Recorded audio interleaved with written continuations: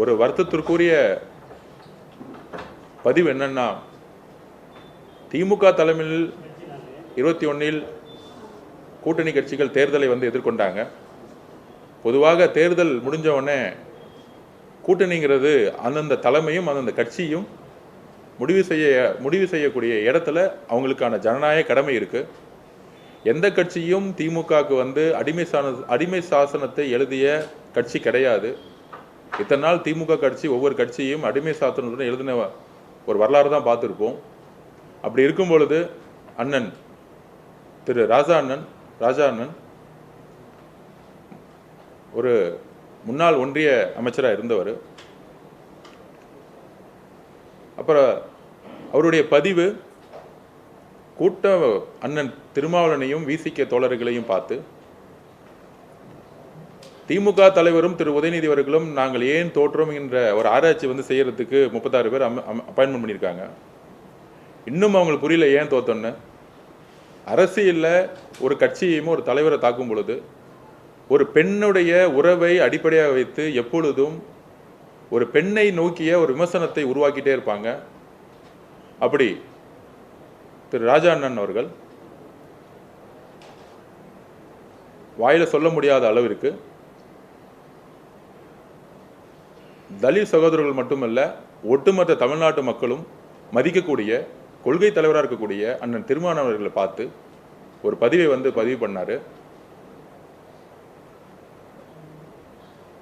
அந்த வார்த்தையை நான் சொல்றதுக்கு தயக்கமா இருக்கு. அந்த வார்த்தைகளை விசிக தொண்டர்கள் மீதும் அண்ணன் திருமாவளவன் மீதும் பதிவு செய்ய வேண்டிய ஒரு நோக்கமே நாங்கள் கண்டிக்கத்தக்கது. எதிர்க்கட்சி அரசியலை நாங்கள் வரவேற்கிறோம். நாங்கள் செய்யக்கூடிய தவறுகளை சொல்லும் பொழுது மக்களுக்காக திட்டங்களை மாற்ற முடியும். ஆனால் தனிநபர் விமர்சனத்தையோ ஒரு கட்சியினுடைய தலைவரையோ இல்லை ஒரு கட்சியினுடைய தொண்டர்களையோ பெண்ணுடைய உறவை மையப்படுத்தி பேசுவது இது பெரியார் சொன்னதும் கிடையாது, அறிஞர் அண்ணா சொன்னது. குறிப்பாக பெரியாரும் அண்ணா அவர்களும் கற்றுக் கொடுத்த பாடம் கிடையாது. திமுக எப்பொழுதும் சொல்லும் கடமை, கண்ணியம், கட்டுப்பாடு. இன்றைக்கு திமுக கடமையும் இல்லை, கண்ணியமும் இல்லை, கட்டுப்பாடும் இல்லை. கலைஞர் அவர்களுடன் அந்த 3 கோட்பாடையும் மறந்துட்டாங்க. அதனால தான் இந்த மாதிரி ஒரு துணை பொதுச்செயலாளர் இருக்கக்கூடியவர்கள் இந்த மாதிரி பதிவு பண்ணிட்டு இருக்காங்க. இதற்கு திமுக தலைவராக இருக்கக்கூடிய திரு மு.க. ஸ்டாலின் அவர்களுடைய விளக்கம் என்ன? ஒரு கூட்டணியில் இருக்கும் பொழுது நட்புங்கிறது கூட்டணி இது முறிவல்ல. இன்னைக்கு தமிழக மக்களுடைய பீப்புள் மேண்டேட். அதை ஜனநாயக சக்திகள் அதை நிறைவேற்றியிருக்காங்க. திமுக எதிர்க்கட்சியாக செயல்படும் போது நாங்கள் அரவணைக்கிறோம். தமிழ்நாட்டின் முதல் முறையாக எங்களுடைய முதலமைச்சர் வெற்றி பெற்றவுடன் எதிரி அரசியல் செய்யாமல் திமுக தலைவர் அவர்களுடைய வீட்டிற்கே சென்று மரியாதை நிமித்தமாக சந்தித்தார்.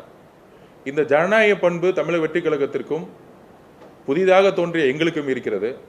ஆனால் 75 வருஷ கட்சின்னு சொல்லக்கூடிய திமுகவுக்கு அந்த ஜனநாயக பண்பு இல்லை.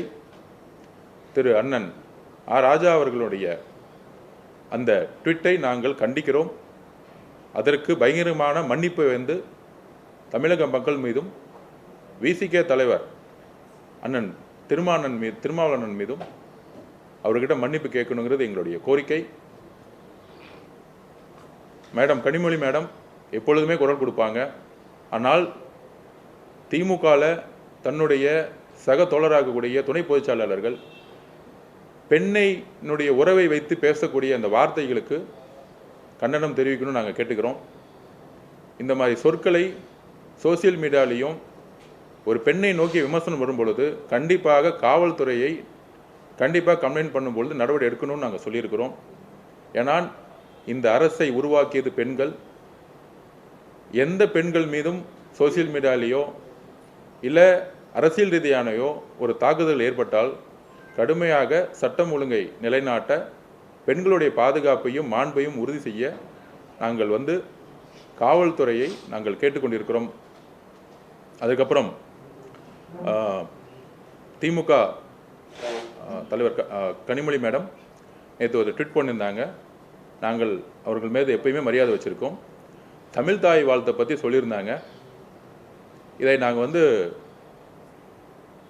ஆல்ரெடி வந்து இதை பற்றி வந்து விளக்கம் கொடுத்துருந்தோம். திமுக தலைவராக இருக்கக்கூடிய இன்றைய திரு மு.க. ஸ்டாலின் அவர்கள், முன்னாள் முதலமைச்சர், அவர் பதவியில் இருக்கும் பொழுதே இதே கவர்னர் லேட்டஸ்ட்டாக ஹோம் செக்யூரிட்டி டிபார்ட்மெண்ட்லேருந்து ஒரு சுற்றறிக்கை வந்திருக்கு. இது வந்து லேட்டஸ்ட்டாக வந்தது. அந்த சுற்றறிக்கையில் இந்தியா முழுவதும் வந்தே மாதத்தை முதல்ல பாட சொல்லியிருக்காங்க. கவர்னர்கிட்ட அந்த சுற்றறிக்கை வந்திருக்கு. நம்மளுடைய நிலைப்பாடு, இது வரைக்கும் அரசு நிகழ்ச்சிகள் எதுவும் இது வரைக்கும் நம்ம தொடங்கலை. எல்லா துறை சார்ந்த செயலாளர்கள் அப்பாயின்மெண்ட் பண்ணிட்டு இருக்கோம். இப்போ முதல் நிலவு பதவியேற்பு விழா. முதல் நாளே மாண்புமிகு முதலமைச்சர் ஒரு 5 நிமிடம் இதை பற்றி பேசினார் கவர்னர்கிட்ட.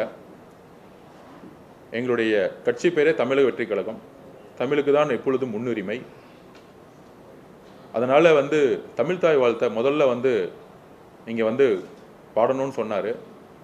அதுக்கப்புறம் தனிப்பட்ட முறையில் நானும் கவர்னரை பார்த்தேன். ஆனால் அவர் சொன்னது, ஹோம் செக்ரட்டரியில் என்ன சர்க்குலர் வந்திருக்கோ அதை தான் நாங்கள் வந்து ஒபே பண்ண முடியும்னு அவர் சொன்னார். பதவி விழா முடிந்தது. 2வது அரசு நிகழ்ச்சியும் பதவி விழா தான், 3வது அரசு நிகழ்ச்சியும் பதவி விழா தான்.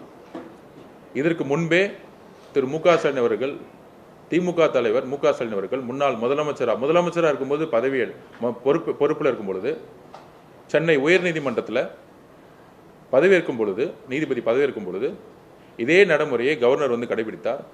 அப்பொழுது மு.க. ஸ்டாலின் அவர்கள் பதிவு போட்டிருந்தார், தமிழ் தாய் வாழ்த்து முக்கியங்கிறது அந்த நிலைப்பாடு தான் சொல்லியிருந்தாங்க. தமிழக வெற்றி கழகத்தை பொறுத்தவரை